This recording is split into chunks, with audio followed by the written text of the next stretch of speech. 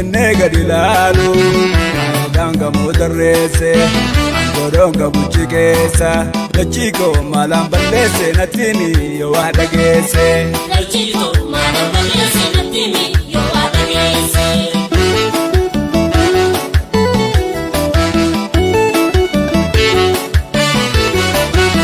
dubbadhu yaadachii lafaan durri koo irratti awwaalame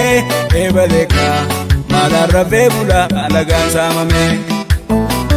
dubbii lafee fi dubbii lafaa eenyu walirraa hafa dubbii lafee fi dubbii lafaa eenyu walirraa hafa dubbii lafee fi dubbii lafaa eenyu walirraa hafa dubbii lafee fi